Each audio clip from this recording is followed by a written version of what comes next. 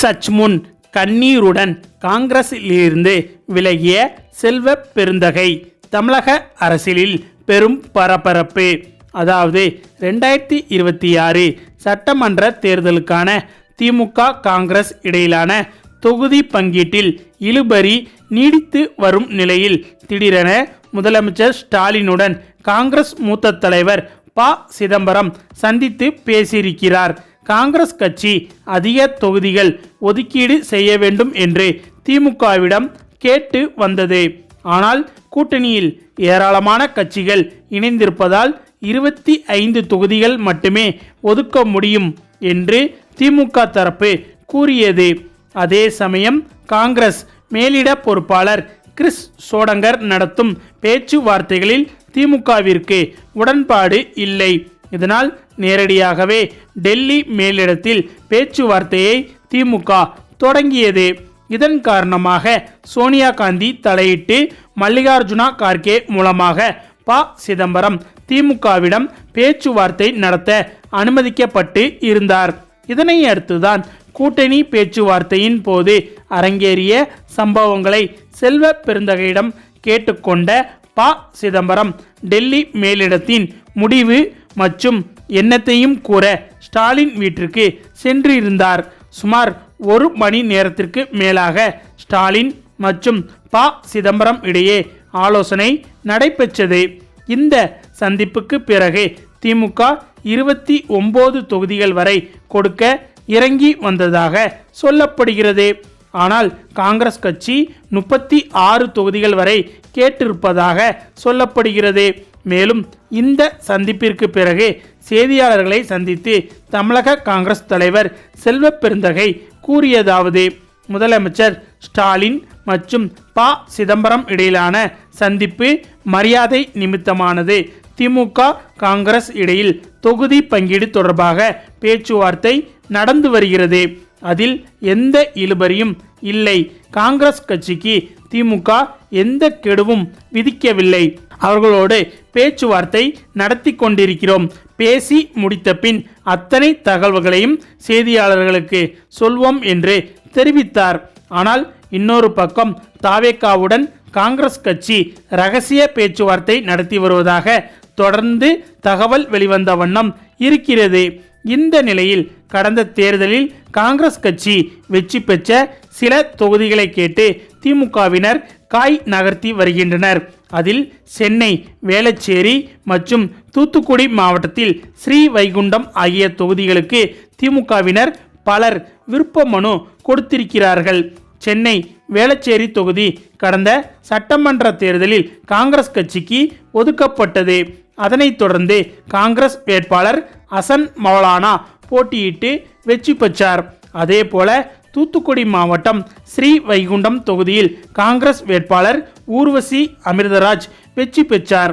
இந்த 2 தொகுதிகளையும் திமுகவினர் கேட்டு கட்சி தலைமை அலுவலகத்தில் விருப்ப மனு கொடுத்திருக்கிறார்கள்.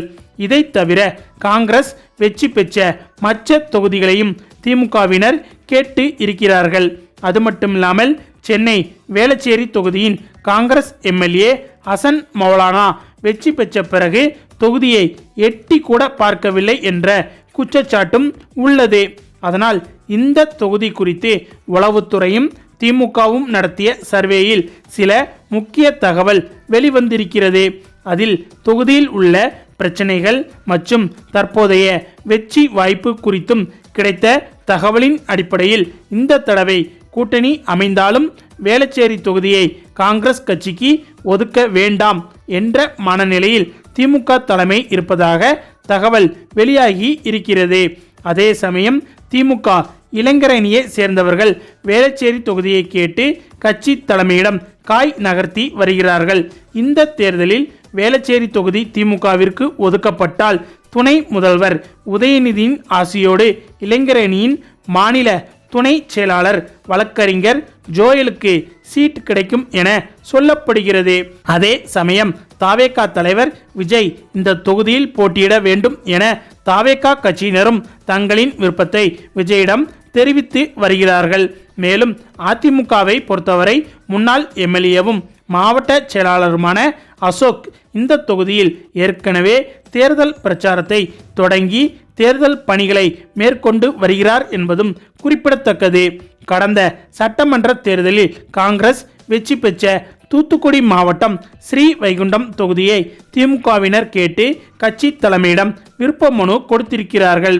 இந்த தொகுதியில் இதுவரை நடந்த தேர்தல்களில் 7 தடவை காங்கிரசும் 5 தடவை அதிமுகவும் 3 தடவை திமுகவும் வெற்றி பெற்றுள்ளது. இதனால் திமுக காங்கிரஸ் கூட்டணி கட்சியின் கோட்டையாகவே இந்த தொகுதி பார்க்கப்பட்டும் வருகிறது. அதிமுக சார்பில் வெற்றி பெற்ற சண்முகநாதனுக்கு அமைச்சர் பதவியும் கிடைத்தது. அதிக தடவை காங்கிரஸ் கட்சி வெற்றி பெற்றதால் திமுக கூட்டணியில் காங்கிரஸ் கட்சிக்கே இந்த தொகுதி ஒதுக்கப்பட்டும் வருகிறது. அந்த வகையில் 2021 நடந்த தேர்தலில் திமுக கூட்டணி சார்பாக காங்கிரஸ் வேட்பாளர் ஊர்வசி அமிர்தராஜ் போட்டியிட்டு வெற்றி பெற்றார். ஆனால் இவர் சென்னையில் வசிப்பதால் தொகுதி பக்கம் எட்டி பார்க்கவில்லை என மக்கள் குற்றம் சாட்டுகின்றனர். அதோடு தொகுதி மக்களின் குறைகளையும் இவர் நிறைவேற்றவில்லை என்ற குற்றச்சாட்டும் தொகுதி முழுவதும் பரவலாக கேட்க முடிகிறது. அதனை அதிமுகவின் முன்னாள் அமைச்சர் சண்முகநாதன் தனக்கு சாதகமாக்கியதோடு தொகுதி முழுவதும் தீவிர பிரச்சாரத்திலும் ஈடுபட்டும் வருகிறார். ஆனால் திமுக கூட்டணியில் இந்த தடவை எந்த கட்சிக்கு இந்த தொகுதி ஒதுக்கீடு செய்யப்படுகிறது என்பது இதுவரை உறுதிப்படுத்தவில்லை. இந்த நிலையில் ஸ்ரீவைகுண்டம் தொகுதியில் உள்ள திமுகவினர் 20க்கும் மேற்பட்டவர்கள் இந்த தொகுதியில் போட்டியிட விருப்ப மனு தாக்கல் செய்திருக்கிறார்கள். ஆனால் திமுகவிற்கு இந்த தொகுதி ஒதுக்கப்படுமா என்ற கேள்வி எழுந்திருக்கிறது. ஆனால் இந்த முறை ஸ்ரீவைகுண்டம் தொகுதியை காங்கிரசுக்கு ஒதுக்கக்கூடாது என திமுகவினர் கட்சி தலைமையிடம் வலியுறுத்தியும் வருகிறார்கள். குறிப்பாக மண்டல பொறுப்பாளரான MP கனிமொழியிடம் மாவட்ட செயலாளர் அமைச்சர் அனிதா ராதாகிருஷ்ணன் மற்றும் திமுகவினர் கோரிக்கை வைத்திருக்கிறார்கள் என்பது குறிப்பிடத்தக்கது. இதனால் ஸ்ரீவைகுண்டம் தொகுதியில் திமுகவினருக்கும் காங்கிரஸ் கட்சியினருக்கும் இடையே முட்டல் மோதல் ஏற்பட்டிருக்கிறது. அதே சமயம் ஸ்ரீவைகுண்டம் தொகுதியை பொறுத்தவரை 40% மேல் நாடார் சமுதாய ஓட்டுகள் உள்ளன. இதனால்தான் இந்த சமுதாயத்தை சேர்ந்தவர்களையே எல்லா கட்சிகளும் வேட்பாளர்களாக நிறுத்துவது உண்டு. அதனால்தான் நாடார் சமூகத்தை சேர்ந்த அதிமுக வேட்பாளர் சண்முகநாதனுக்கு எதிராக சரியான போட்டியாளரை இந்த தேர்தலில் வேட்பாளராக களமிறக்க வேண்டும். அதனால்தான் மண்ணின் மைந்தனும் உள்ளூரிலேயே குடியிருக்கும் திமுகவை சேர்ந்தவரை வேட்பாளராக கட்சி தலைமை அறிவிக்க வேண்டும் என வலியுறுத்தி வருகிறார்களாம். மேலும் தூத்துக்குடி எம்பியும் தேர்தல் பொறுப்பாளருமான கனிமொழியின் ஆதரவாளராக இருக்கும் முன்னாள் மாவட்ட கவுன்சிலர் தலைமை பொதுக்குழு உறுப்பினராக இருக்கும் சொர்ணகுமார் சீட் கேட்டு கட்சி தலைமை அலுவலகத்தில் விருப்ப மனு கொடுத்திருக்கிறார். அதே சமயம் இவர் மாவட்ட அமைச்சர் அனிதா ராதாகிருஷ்ணனின் மனதிலும் இடம் பிடித்திருக்கிறார். இவரோடு 20க்கும் மேற்பட்டவர்கள் தொகுதியில் போட்டியிட விருப்ப மனு கொடுத்திருக்கிறார்கள். மேலும் இது குறித்து தூத்துக்குடி மாவட்ட காங்கிரஸ் தரப்பில் கடந்த தேர்தலில் வெற்றி பெற்ற தொகுதிகளை இந்த தடவையும் கேட்டு இருக்கிறோம். நாங்கள் வெற்றி பெற்ற ஸ்ரீவைகுண்டம் தொகுதியில் வெளியூர் MLA என்ற பிம்பத்தை கூட்டணி கட்சியை சேர்ந்த திமுகவை சேர்ந்த சிலர் ஏற்படுத்தி அந்த தொகுதியை தங்களுக்கு ஒதுக்க காய் நகர்த்தி வருகின்றனர். ஆனால் இந்த தொகுதி காங்கிரசின் கோட்டையாக இருப்பதால் வேட்பாளர் யார் என்பது பெரிய விஷயமில்லை. காங்கிரஸ் கட்சிக்கு என தனிப்பட்ட செல்வாக்கு இந்த தொகுதியில் இருப்பதால் நிச்சயம் கை சின்னம் வெற்றி பெறும். திமுக வெற்றி பெற்ற தொகுதிகளை நாங்கள் கேட்டால் அவர்களின் மனநிலை எப்படி இருக்குமோ அதே போலதான் ஸ்ரீவைகுண்டம் தொகுதியை திமுகவினர் கேட்பது எங்களுக்கு மன வருத்தத்தை ஏற்படுத்துகிறது என்று காங்கிரஸ் தரப்பில் கூறப்பட்டுள்ளது. இந்த நிலையில்தான் திமுகவுடனான கூட்டணி குறித்து காங்கிரஸ் கட்சிக்குள் 2 விதமான கருத்துக்கள் நிலவி வருகிறது. அதாவது செல்வ பெருந்தகை ப. சிதம்பரம் போன்றோர் திமுகவுடன் கூட்டணி வைக்க விருப்பம் தெரிவித்து வருகின்றனர். திமுகவுக்கும் சாதகமாக செயல்பட்டும் வருகின்றனர் என்பது குறிப்பிடத்தக்கது. மேலும் திமுக காங்கிரசுக்கு 27-28 சீட்டுகள் வரை கொடுக்க தயாராக இருக்கிறது. ஆனால் காங்கிரஸ் டெல்லி தலைமை 39 சீட்டுகள் வரை எதிர்பார்க்கிறது. அதனால்தான் திமுக கெடு விதித்தும் கூட காங்கிரஸ் ஒரு முடிவும் எடுக்காமல் திணறி வருகிறது. மேலும் இதற்கு ஒரு முக்கிய காரணம் செல்வ பெருந்தகை தான் என்ற குற்றச்சாட்டும் எழுந்து வருகிறது. காங்கிரஸ் மூத்த தலைவர்கள் செல்வ பெருந்தகை மீது அதிருப்தியில் இருப்பதாகவும் செல்வ பெருந்தகை தொடர்ந்து திமுகவிற்கு ஆதரவான நிலைப்பாட்டில் இருப்பதாகவும் இதனால் காங்கிரஸ் கட்சியை தமிழ்நாட்டில் வலுப்படுத்த முடியாத நெருக்கடியான சூழ்நிலை ஏற்பட்டுள்ளது.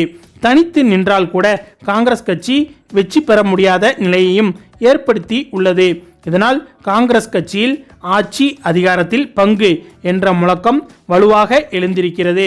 ஆனால் இதற்கு முட்டுக்கட்டையாக செல்வ பெருந்தகை இருந்து வருவதாக காங்கிரஸ் மூத்த தலைவர்கள் டெல்லி மேலிடத்தில் புகார் கொடுத்திருக்கிறார்கள்.